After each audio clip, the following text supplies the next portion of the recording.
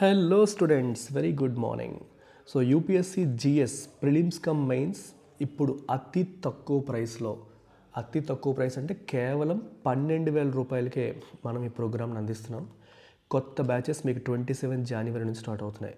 So we have made UPSC affordable and accessible to every aspirant. UPSC అంటే లక్షల్లో pay చేయాలన్న భయాన్ని మీరు వదిలేసి హ్యాపీగా the best quality. LTX stands for best and affordability and best quality రెండు కలిస్తేనే మనకి ఎల్టీఎక్స్. సో ఇవాల్టి ఎడిటోరియల్లోకి వస్తే టైటిల్ ఏం చెప్తుంది? Further south. ఇక్కడ ఫర్దర్ సౌత్ అనేది రెండు రకాల కాంటెక్స్ట్లో వాడారు. సో టైటిల్ ప్రతిరోజు మీరు ఒక ఫ్యాసినేషన్తో మీరు చూడాలి, ఒక ఇంట్రెస్ట్తో మీరు చూడాల్సి ఉంటుంది టైటిల్ని. అంటే ఎలా పెడుతున్నారు టైటిల్స్? టైటిల్ ఎప్పుడైనా పెట్టేటప్పుడు ఎలా ఆలోచిస్తారంటే it has to be very interesting. Title ఎప్పుడు డల్గా ఉండకూడదు. ఓకే, ఓవరాల్ ఆర్టికల్లో చెప్పాల్సిన ఎసెన్స్ని క్యాప్చర్ చేసేలాగా ఉండాలి, మరియు అట్రాక్టివ్గా ఇంట్రెస్టింగ్గా కూడా ఉండాలి టైటిల్. సినిమాకి టైటిల్ పెడతాం కదా, అలాగే అనుకోండి. ఇక్కడ ఫర్దర్ సౌత్ అంటే అర్థం ఏంటి? ఇప్పుడు సౌత్ అనగానే మనకి ఏం గుర్తొస్తుంది? ఒకసారి మ్యాప్ చూసారనుకోండి, మ్యాప్ చూసినప్పుడు సౌత్ కింద ఉంటుందా పైన ఉంటుందా? కింద ఉంటుంది కదా. ఫర్దర్ సౌత్ అంటే ఇంకా డీప్గా వెళ్ళాలి, కిందకి వెళ్ళడం అంటే అర్థం ఏంటి? డిగ్ చేయడం, డీప్గా వెళ్ళడం అనే మీనింగ్ తీసుకోవచ్చా? మరి ఆ మీనింగ్ ఎందుకు వాడుతున్నారు? బికాజ్ వీఆర్ రిఫరింగ్ టు ఆర్కియాలజిస్ట్లకు సంబంధించిన కంటెంట్ చూస్తున్నారు కాబట్టి. సో ఐరన్ ఏజ్ ఎప్పటి నుంచి వచ్చింది ఏంటి ఇవన్నీ తెలుసుకోవాలి అంటే ఇంకా ఎక్కువ డిగ్ చేయాలి, ఇంకా డీప్గా అనాలిసిస్ చేయాలి, ఇంకా డీప్గా ఇన్వెస్టిగేషన్ చేయాలి అనే మీనింగ్ ఒకటి. రెండోది, ఇప్పుడు ఈ డిస్కషన్ అంతా ఎందుకంటే తమిళనాడులో జరుగుతున్న డిస్కషన్ బేస్ చేసుకొని, తమిళనాడు ఎక్కడ ఉంది? సౌత్ ఇండియాలో. సో రెండింటినీ కూడా కవర్ చేసేలాగా ఆర్టికల్లో ఫర్దర్ సౌత్ అని నీట్గా ఈ టైటిల్ పెట్టారు. సో చాలా ఇంట్రెస్టింగ్గా పెడతారు టైటిల్స్, మీరు గమనించాలి. ఆర్కియాలజిస్ట్స్ మస్ట్ లుక్ ఫర్ అంటే search for more iron specific sites in South India. South ఇండియాలో ఇంకా ఐరన్ స్పెసిఫిక్ సైట్స్ కోసం వాళ్ళు వెతకాలి. ఐరన్ స్పెసిఫిక్ సైట్స్ అంటే అసలు ఐరన్ ఏజ్ ఎప్పుడు స్టార్ట్ అయ్యింది, ఇనుము వాడకం ఎప్పుడు స్టార్ట్ అయ్యింది, ఇలాంటి వాటి విషయంలో చిన్న కన్ఫ్యూజన్ ఉంది.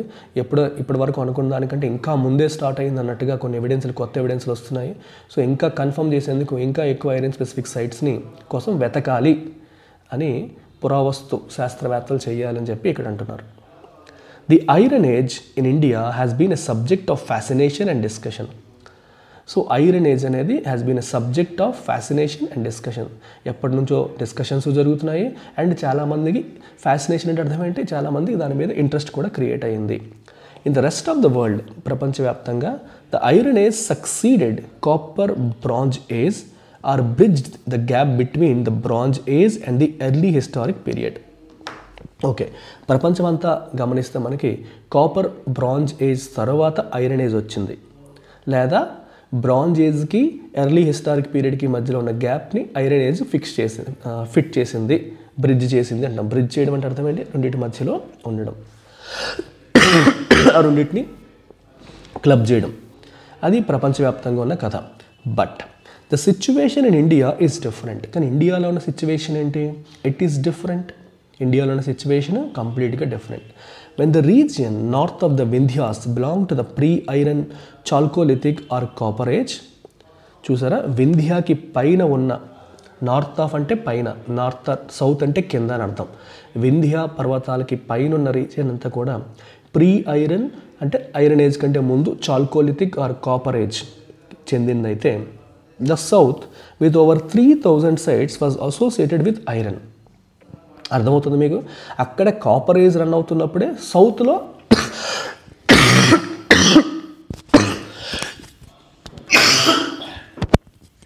Give me a minute.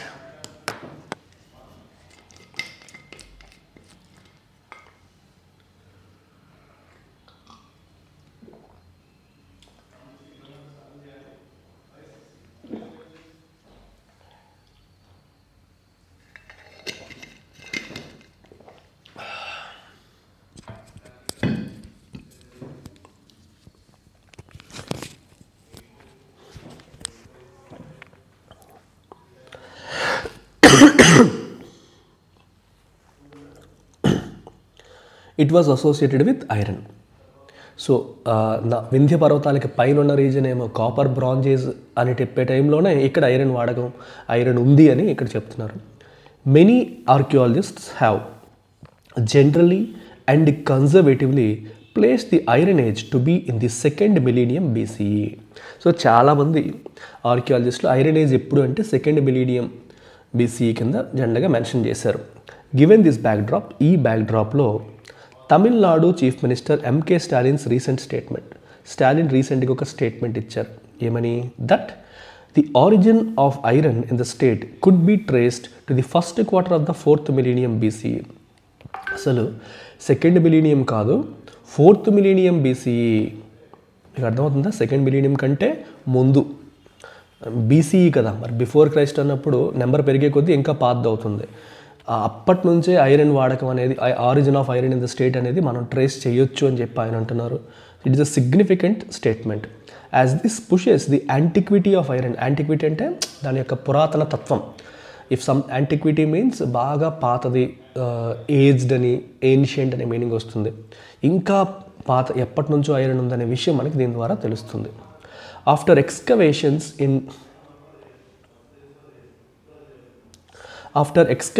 in the mid-Ganga Valley of Uttar Pradesh about 25 years ago, 25 సంవత్సరాల క్రితం మిడ్ గంగా వ్యాలీ ఆఫ్ ఉత్తరప్రదేశ్లో ఎక్స్కవేషన్స్ అంటే తవ్వకాల తర్వాత early evidence of iron technology was dated to 1800 BCE.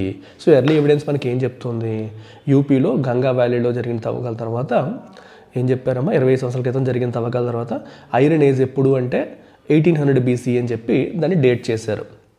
But కానీ now the work in Sivagalai in తమిళనాడులో శివగలైలో కూడా ఆర్కియాలజీ వర్క్ జరుగుతుంది. ఈ work which was carried out between 2019 and 22, ఇది 2019 మరియు 22 మధ్య జరిగిన వర్క్. ఇది has made authorities attribute the introduction of iron in the country to the early part of the 4th millennium BCE. గమనించండి, has made authorities attribute the introduction of iron in the country. So ఈ work వల్ల 2019-22 మధ్య జరిగిన ఈ work మనకి ఏం చెప్తుంది? కంట్రీలో ఐరన్ యొక్క ఇంట్రొడక్షన్ అనేది 4th millennium BCE అని చెప్పి ఆ టైంలోనే వచ్చేసింది. 1800 BCE కంటే ముందే వచ్చింది, అంటే 4000 ఆ టైంలోనే వచ్చేసింది అని చెప్పేసి వీళ్ళు చెప్తున్నారు. Even though the period of 2500 BCE to 3000 BCE is taken as mid-range value. So రెండిటికి మధ్యలో, ఇది 1800, అది 4000 మధ్యలో తీసుకుంటే 2500 to 3000 BCEని మిడ్ రేంజ్ వాల్యూగా తీసుకుంటారు. This forms the highlight of a study by the state department of archaeology titled antiquity of iron, recent radiometric dates from Tamil Nadu అని చెప్పి ఒక స్టడీ రిలీజ్ చేశారు. సో ఈ రిలీజ్లో మనకు తెలుస్తుంది ఐరన్ అనేది ఎంత పాతది, ఎప్పటి నుంచి ఉంది అనే విషయాన్ని ఇండికేట్ చేశారు. The TNSDA had the scientific dating results of its study validated by renowned institutions such as Beta Analytical Laboratory in the US. Okay, చూసారా, ఇది ఏదో మన వాళ్ళు ఏదో చెప్పేశారని కాదు, వీళ్ళు ఇచ్చిన రిజల్ట్స్ని international beta analytical laboratory US వాళ్ళు కూడా దీన్ని వ్యాలిడేట్ చేశారంటే ఇది కరెక్టే అని చెప్పడం జరిగింది. So mister Stalin's observation was made keeping the findings in mind. So ఇవన్నిటినీ దృష్టిలో పెట్టుకునే, అంటే వీళ్ళు తీసుకొచ్చిన రిజల్ట్స్ కావచ్చు, దాన్ని US యొక్క ల్యాబొరేటరీ ఇచ్చిన వ్యాలిడేషన్ కావచ్చు, వీటన్నిటిని దృష్టిలో పెట్టుకునే స్టాలిన్ ఈ అబ్జర్వేషన్ అనేది చేశారు. ఏంటి అబ్జర్వేషను? స్టాలిన్ చేసిన అబ్జర్వేషన్ ఏంటమ్మా?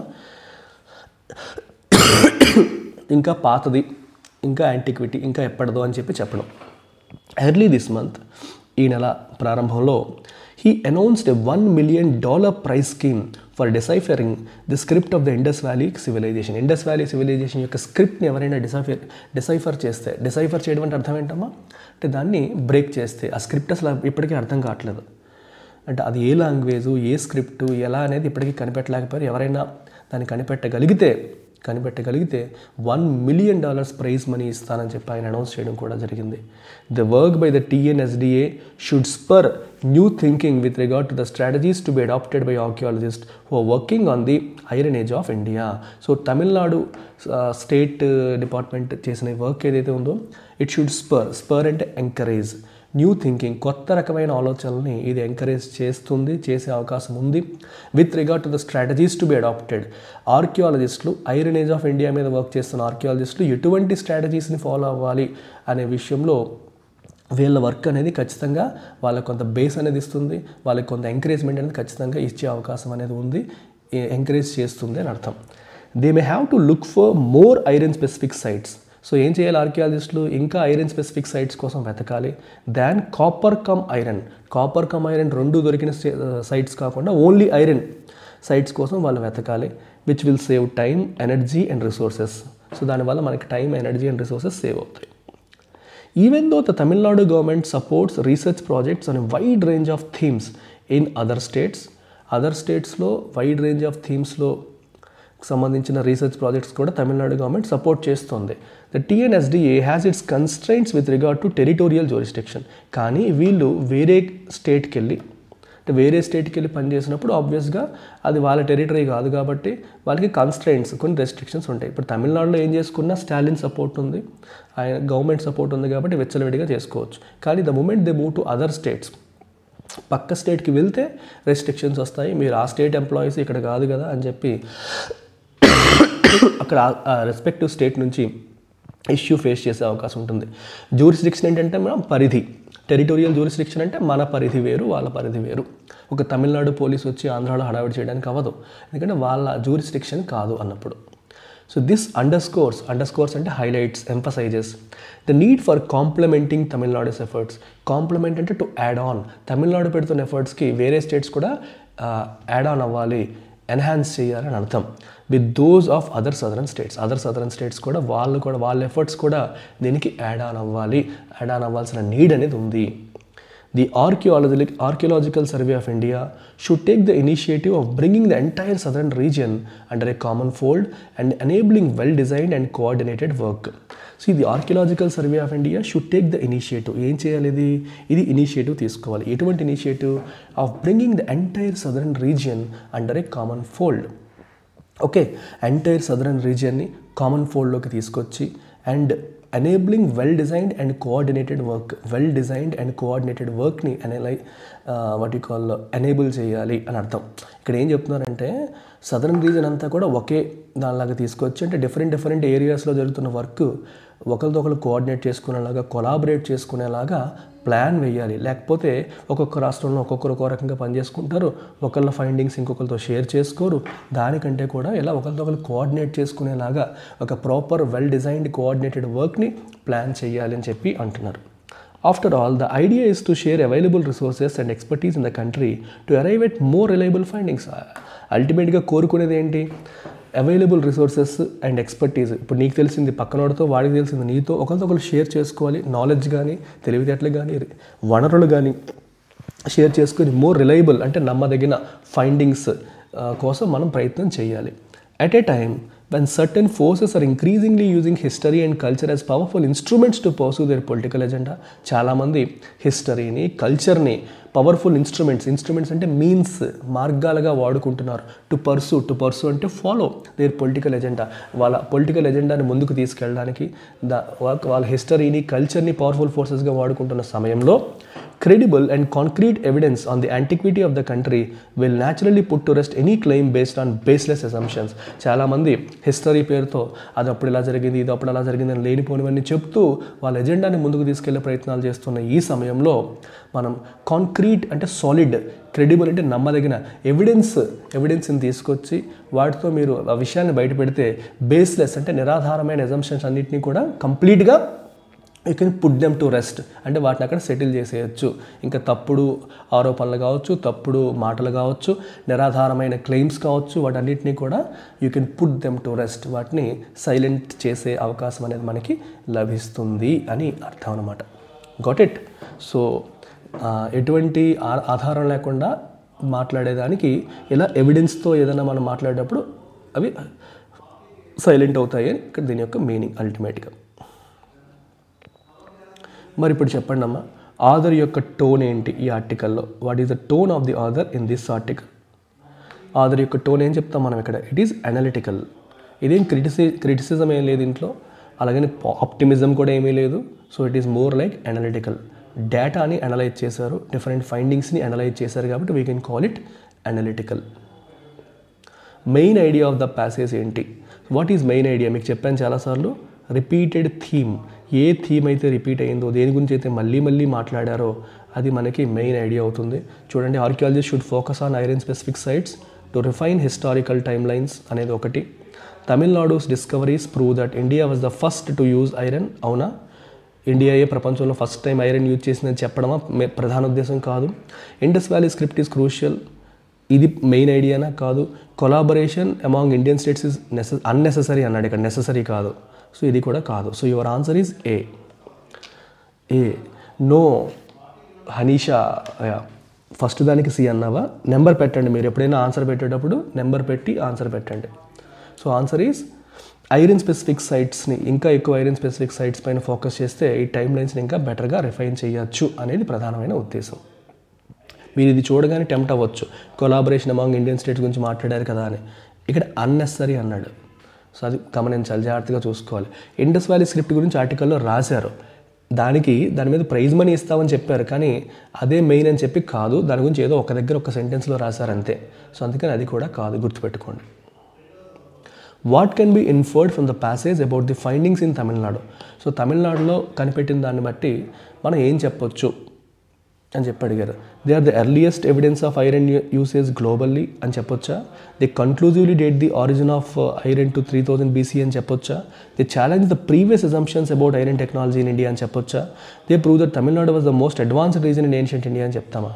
ఆన్సర్ ఏమవుతుంది? They challenge previous assumptions. Iron గురించి ఇప్పటి వరకు ఉన్న ప్రీవియస్ అజంప్షన్స్ అది ఛాలెంజ్ చేస్తుంది. ఇప్పటి వరకు మనం 1800 BC అనుకునే వాళ్ళం, దాన్ని ఇది ఛాలెంజ్ చేస్తుంది. కన్క్లూజివ్లీ కాదు, ఇక్కడ చూసారు, ఇక్కడ కన్క్లూజివ్లీ డేట్ అంటే కన్క్లూజివ్లీ కాదు, ఖచ్చితంగా చెప్తుందంటే కాదు. ఇక ఇది చూడండి, ది ఎర్లియస్ట్ ఎవిడెన్స్, గ్లోబల్గా ఇదే అని చెప్పేస్తామా? చెప్పలేం.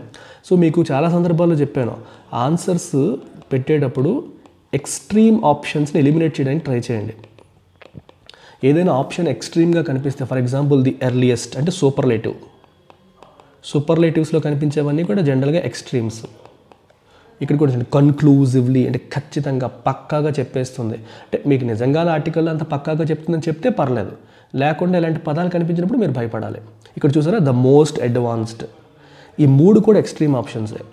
మీకు ఎప్పుడైనా కన్ఫ్యూజన్ ఉన్నప్పుడు మీరు చేయాల్సింది ఏంటి? ఎక్స్ట్రీమ్ ఆప్షన్స్ అయ్యే అవకాశం తక్కువ ఉంటుందని గుర్తుపెట్టుకోవాలి. అంటే మీకు అర్థమవుతుందా? అంటే ఖచ్చితంగా ఎక్స్ట్రీమ్ ఆప్షన్ కొట్టగానే కనిపించగానే దాన్ని తప్పు అని చెప్పి తీసేయడం కాదు, కానీ ఎక్స్ట్రీమ్ ఆప్షన్ కనిపిస్తే అది అయ్యే అవకాశం తక్కువ ఉంటుందని మీ మైండ్ చెప్తుంది మీకు.